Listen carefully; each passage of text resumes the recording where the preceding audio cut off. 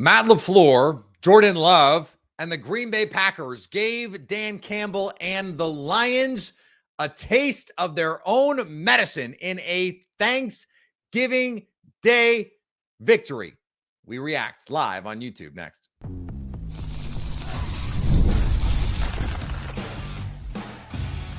You are Locked On Packers, your daily Green Bay Packers podcast. Part of the Locked On Podcast Network, your team every day.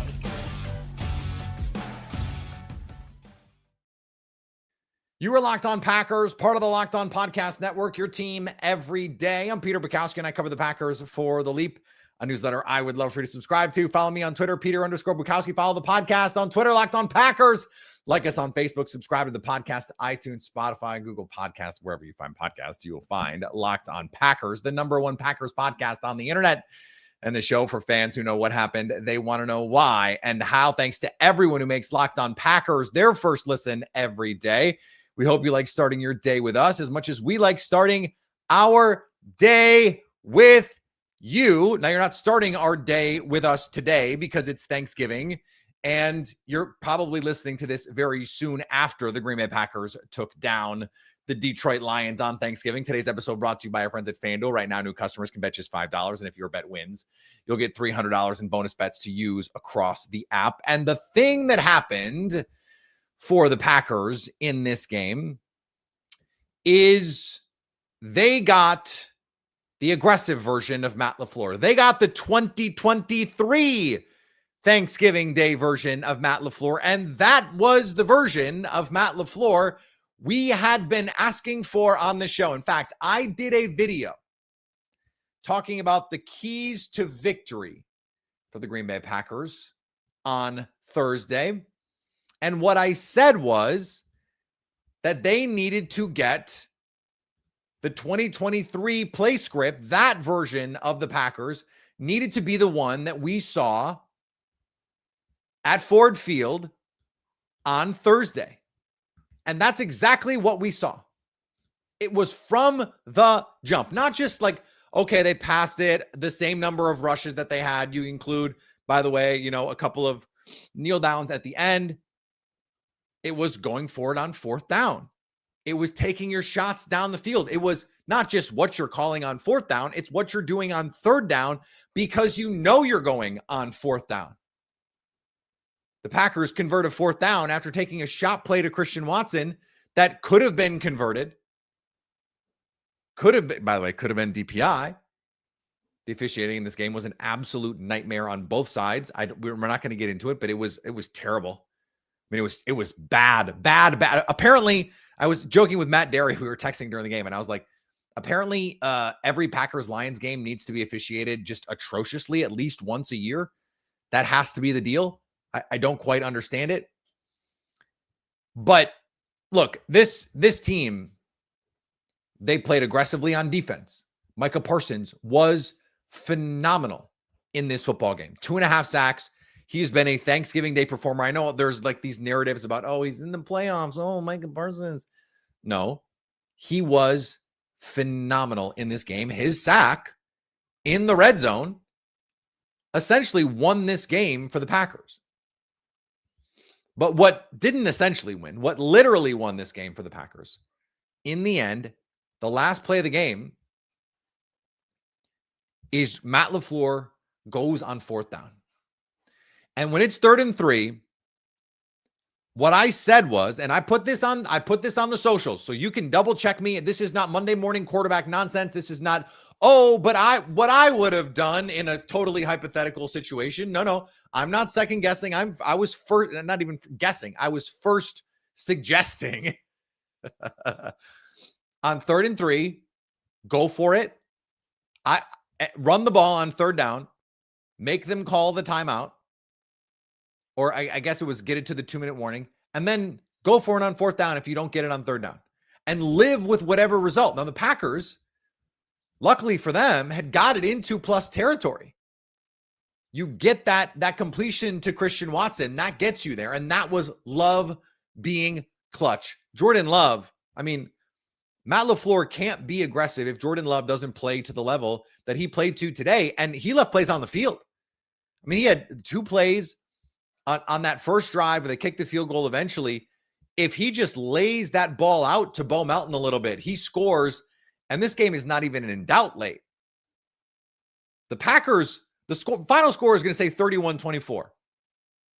But what that really says is once the Packers went up 10-0, this was back and forth between a 1-score game and a 2-score game the whole time. The Packers never were really in jeopardy. The Lions, I think, had the ball one time in the whole game with a chance to take the lead, and that was 17-14. They turned the ball over on downs. The Packers come back, and they hit the 51-yard touchdown to Christian Watson to go up 24-14, and the game is never even like close beyond that. The Lions get the touchdown to make it 17-14. Green Bay kneels on the ball. The Packers get the stop out of halftime, which was, we're not doing a squad show, but that was the turning point in the game. That was the turning point in the game. And by the way, it's 3rd and 2.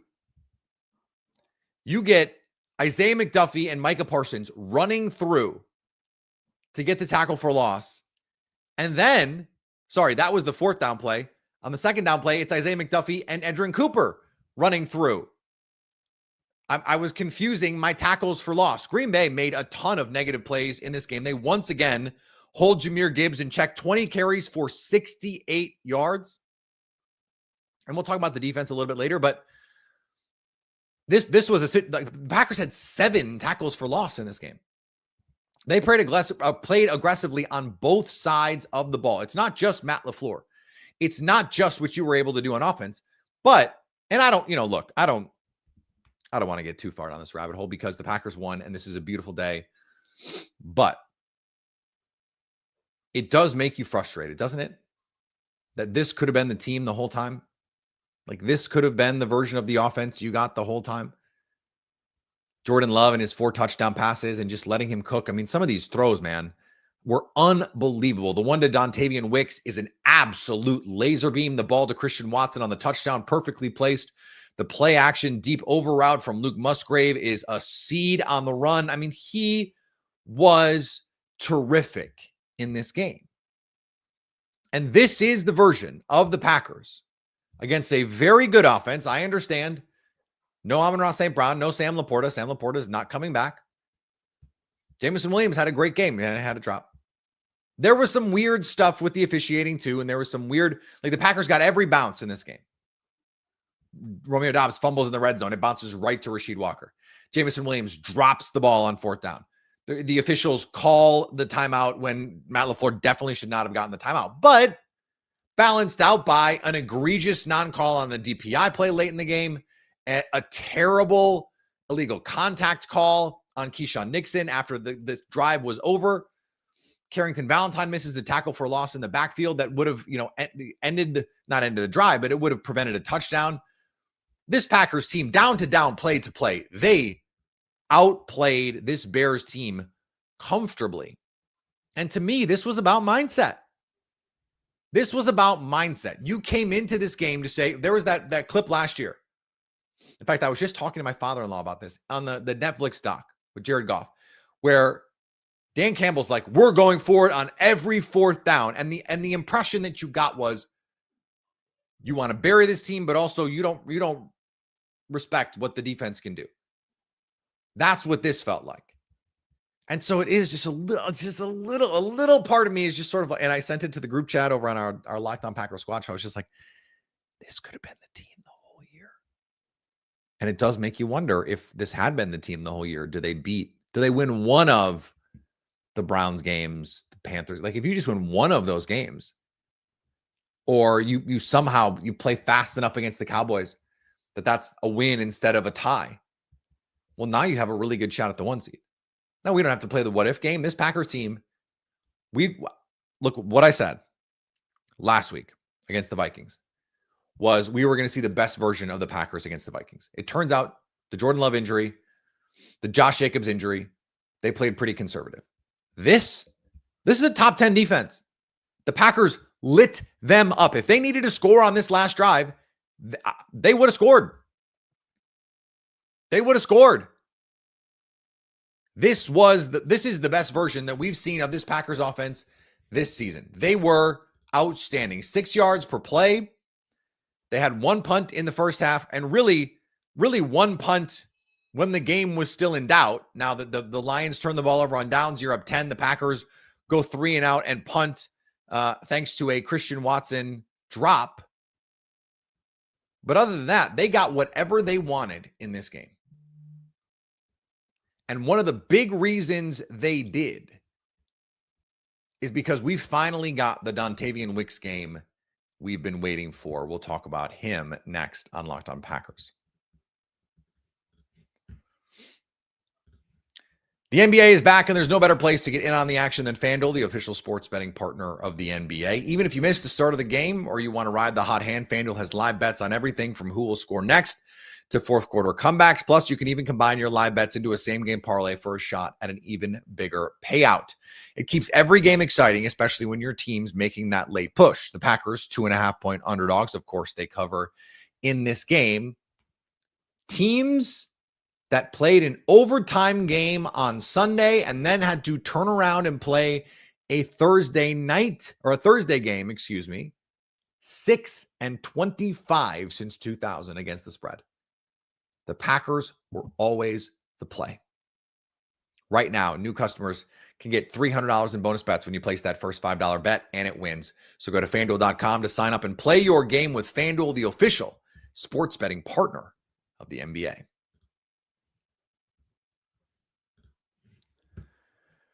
Dontayvion Wicks was spectacular in this game. Really the only receiver who did not have a negative play. Romeo Doubs scored the touchdown, but had the punch out. Bad play. Christian Watson dropped at least 2 in this game, had 10 targets, came down with 4 for 51 and a touchdown. He is a very frustrating player. 7 targets for Dontayvion Wicks, 6 catches, 94 yards, 2 touchdowns, averaged almost 16 yards per play. And when you went back and looked at the numbers, and I did, according to True Media, Dontayvion Wicks was one of the least efficient receivers last year against man coverage. But one of the reasons was he wasn't catching the ball. And the drops came back in this game. I mentioned Romeo Doubs had the fumble. Christian Watson had a couple go right through his hands. Malik Heath had one go right through his hands.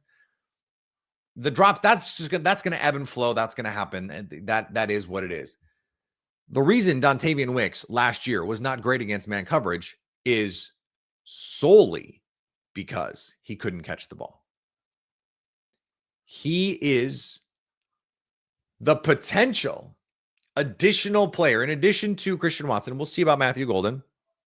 He doesn't play in this game. Jaden Reed. By the way, 31 points on the road on a short week against a top 10 defense. No Jaden Reed, no Tucker Kraft, no Matthew Golden, Josh Jacobs on a pitch count, rookie right guard. That is a hell of a job, boys. That is a hell of a job. But it doesn't happen without Dontayvion Wicks, who catches the crucial touchdown on 4th down. The Packers. Now look, a couple touchdowns on 4th down. If I were on the other side of this, I'd be going, hey, that's pretty fluky. That's pretty, those are high variance opportunities. But the last time the Packers played the Lions, they beat the brakes off the Lions. So there's clearly something matchup wise here. The Packers, if you watched the game, there was nothing fluky about what happened here. This was in some ways similar to what happened to the Packers at home in the rain a couple years, or last year, in fact. It feels like a couple years ago now, where I think they dropped 8 passes in that game, a bunch of 3rd down passes. Jordan Love could barely move, and the Lions scored 2 4th downs to win that game in what looks like convincing fashion, but with down to down, play to play was not really that convincing. This was not that. The Packers, they were dominant in this game, especially offensively. They got whatever they want the whole game. By the way, no Alton Jenkins in this game either, though Alton Jenkins is not coming back. Jaden Reed is probably coming back next week. Matthew Golden probably coming back next week. And if you go out and you beat the Bears next week, the division is essentially yours to take. because that's your home game for the Bears. You do have to go to Denver, but you got to play the Vikings in the last game of the season. Chalk that up to a win. You get to 10 wins. You're certainly going to make the playoffs at that point. Go to Chicago, win that game. Like the Packers now, like 12, 13 wins is back on the table for them. It really is. Now, I think that would be getting aggressive, but like if you're getting this version of Dontayvion Wicks, that's a horse of a different color for the Green Bay Packers. It's fourth down and short. And you're running a deep, I think it was a deep over. I couldn't tell where he was lined up. I'd have to go back and rewatch it. We're reacting to this live. I'm sorry if we're getting some of the details wrong. It's not like he's wide open. Jordan Love is getting heated up. He throws a fadeaway jumper right on the money, high and away from the defender who's playing on the backside of Dontayvion Wicks, throws it out in front and high. It is a perfect throw given the circumstances. And Jordan Love balled out in this game. Balled out. The Bo Melton miss, bad one, then miss Christian Watson on the next one, though who knows if he would have caught it. But Jordan Love was phenomenal in this game. And this is what happens when you play aggressively. Your players can reward you. Dontayvion Wicks rewarded Matt LaFleur's aggressiveness multiple times in this game. The fourth down touchdown and then the fourth down game ender. Those have to be terrific plays. Your quarterback has to make a perfect throw. He did. Your receiver has to make the perfect catch. He did. Now, the controversies around the touchdown notwithstanding, I thought on replay, ball in his hands, 1 foot's down. He gets the second foot down. I understand why they called it a touchdown. I also understand why teams are mad about it or fans would be mad about it. But that, like, come on, for that throw, that catch, that deserves to be a touchdown. It deserves to be a touchdown. And certainly he deserved to make that last play. Like, no question, he deserved to make that last play, and he made it. He went up, and he made that catch. He finished it through contact. That version of Dontayvion Wicks, we have not seen maybe since 2023. Not really, anyway, not consistently, because last year he was so in the weeds with the drops. That's just, it's a different team. Now you add Dontayvion Wicks back, and you get Jaden Reed, Matthew Golden with Wicks, and all those guys. All of a sudden, Jordan Love, who's playing outstanding football, not going to get him back in the MVP conversation or anything like that, but I think he's one of the 2 or 3 best quarterbacks in the NFC this season. It's Matthew Stafford, Jordan Love, and Dak Prescott. Who else are you going to put in the mix? Who am I missing? Anybody? I don't think so. Maybe I'm sure I'm missing someone egregious now, but I don't think so. Sam Darnold, I guess, but he did have a million interception game 2 weeks ago. So don't get mad, Sam Darnold. Like, Sam Darnold threw more interceptions in that game than Jordan Love has thrown all year. Jordan Love did not throw a ball in harm's way in this game. Not even close, really. Now it's like, okay, beat the Bears twice, just win your division games and you'll win the division probably. You don't even have to beat the Broncos in Denver. You don't even have to beat the Ravens at home. Just go win your division games and you're going to win the division. 11 wins, probably going to do it, especially if you have the tiebreakers head-to-head against the Bears, head-to-head against the Lions. The NFC North is back here, and it is there for the taking for the Green Bay Packers. And it's a little bit like 2023 now, where last week it's Emmanuel Wilson. Remember the Bo Melton game against the Vikings? He became the first receiver all season to get 100 yards. It was Bo freaking Melton, man. And then next week it was a different guy. Then next week it was a different guy. Then next week it was a different guy. Well, it feels like that. Okay, Emmanuel Wilson last week. Now this week's it's Dontayvion Wicks. That's just what you have to do. You have to get contributions from everyone on a regular basis. And the Packers, it feels like too often, okay, this guy's going to play really great, and so this guy's not, Carrington Valentine plays great, so Keyshawn Nixon struggles.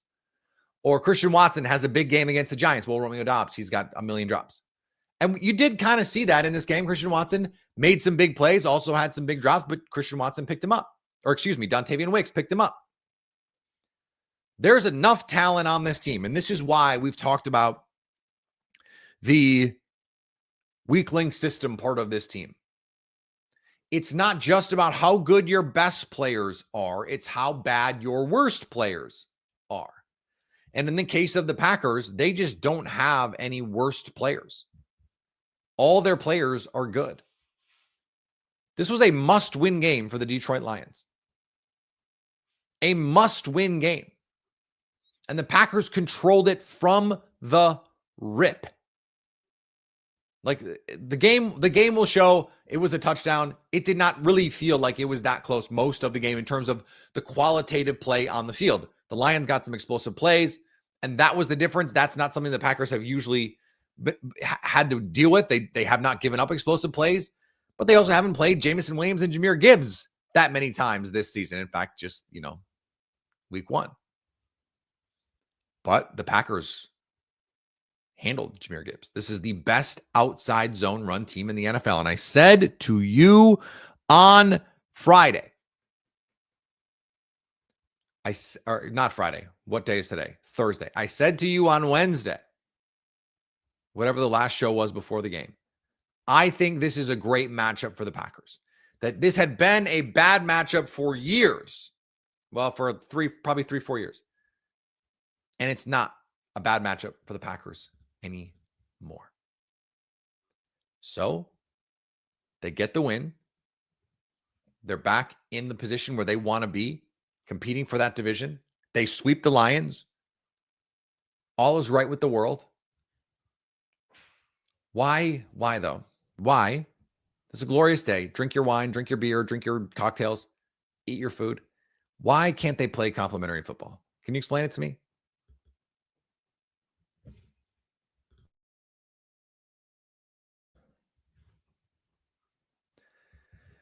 Thanks for everyone who makes Locked On Packers their first listen every day. For your second listen, get a double dose of Locked On NFL podcast. Tyler the Madman Roland gives you a shot of espresso to start your football day, while Tony Wiggins takes you to the barbershop for the smoothest breakdowns to end the day.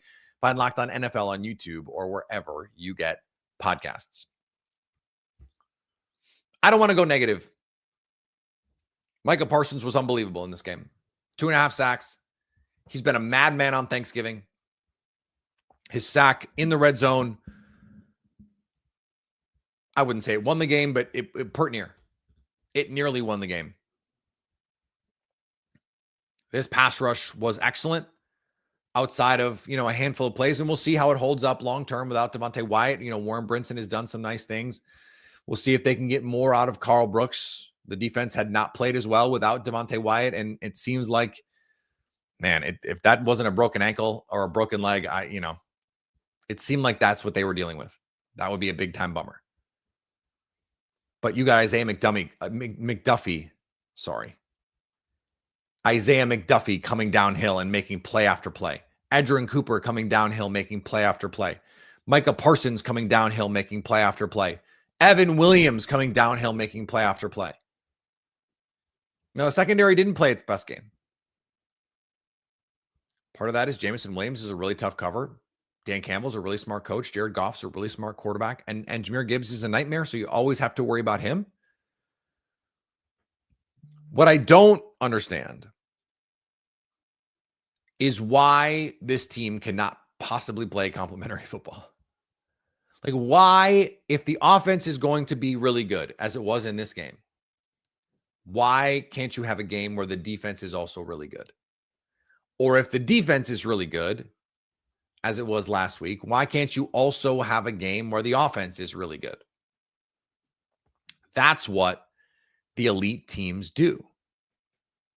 Now, it's the Lions. Their season was on the line. They're 7-4. They're now 7-5, and they're in a tough spot. They were out of the playoffs coming in. We'll see where they are at the end of this weekend, but they're in like, we got to win every game mode from here on out after this. And their schedule is brutal. So good luck with that. But I don't understand why. I mean, Jared Goff, the final numbers on Jared Goff Might not even tell the whole story. 20 of 26 for 256 and 2 touchdowns. That's almost 10 yards. That rounds to 10 yards an attempt, 9.8. And it's a 133 passer rating. Even with some of the pressure early on, he did not turtle. He kept going. He kept throwing. And they gave up explosive plays, which is what they don't do. We talked about this on our final show, our crossover show. We talked about this in our preview video. The Packers have been an elite defense, not giving up explosive plays. Well, they gave up explosive plays in this game. Well, they only gave up 24 points, and on the road, if you give up 24 points against a really good team and you have a really good offense, like you're giving yourself a chance to win. But you'd like to see them play better than this. If they had played to their standard, if they had played the way they played last week, or at least played the way they played in the first quarter of the whole game, it's a different ball game. Now, asking Jameson Williams to be covered by Carrington Valentine and Keyshawn Nixon running across the field, that's just tough. That's just tough duty. And the Lions did not get that covered up enough for it to work enough to win.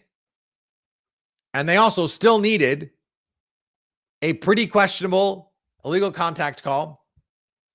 They still needed a Carrington Valentine missed tackle where he reads the play. Jared Goff gets out of cover 0. They throw a receiver screen. The Packers were ready. Carrington Valentine saw that play. Same thing happened against the Philadelphia Eagles. Jeff Hafley was going to bring 0 pressure, a 0 blitz, which means basically everybody's coming in. It's man-to-man.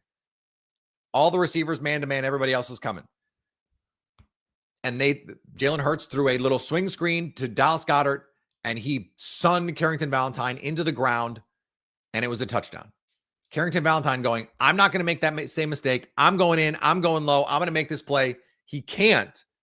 It's a touchdown. And if that play doesn't happen, this is a much easier game. And I think, frankly, a more reflective game of what it was. Of what it was. This was a game where if you gave 3 extra points to the Packers, 7 extra points to the Packers, I think that's more reflective of what this game was. I know some of the underlying metrics are going to say, oh, well, the Lions, the yards per play and those kinds of things. And that's what I would normally point to. But like, I watched the game. I was able, luckily I have the ability to just watch. And what I saw was a Packers team that consistently executed at a higher level, that consistently dictated terms to their opponent.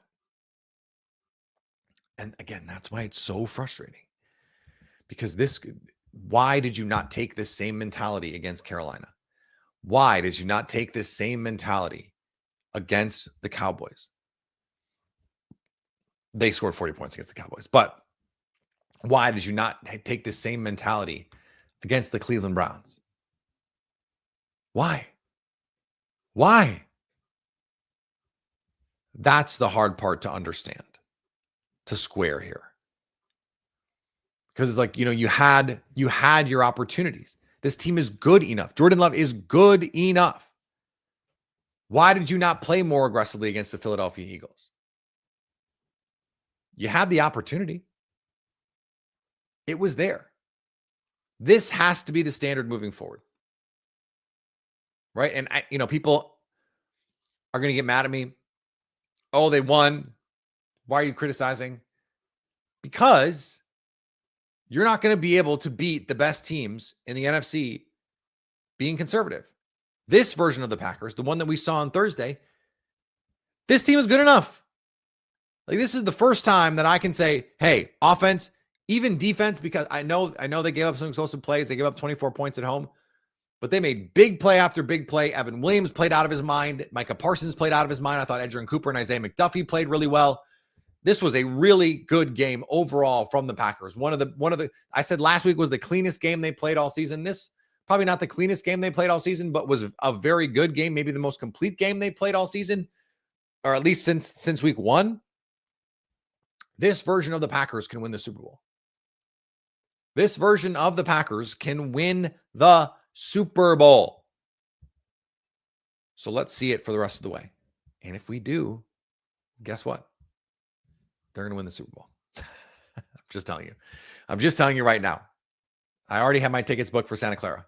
Not because I think the Packers are going there necessarily, but because I'm going to be there anyway. But be great to see the Packers there as well. All right. We are back next week. Bears week, baby. You got to follow me on the socials for Bears week. Guys, you got to do it. If you're not doing it, you got to do it. Subscribe to the podcast wherever you get podcasts. Of course, on YouTube where we're live. Normally we would be live for another 60 minutes on the Squad Show, but it's Thanksgiving. Go enjoy your time. Go enjoy your turkey. Go enjoy your pie. Go enjoy your prime rib if you're that kind of person. The more power to you. I love that for you. If that's what you're doing, I hope you picked a different wine then. If that's the case, subscribe wherever you get podcasts and on YouTube so you can stay locked on Packers. Happy Thanksgiving, everybody.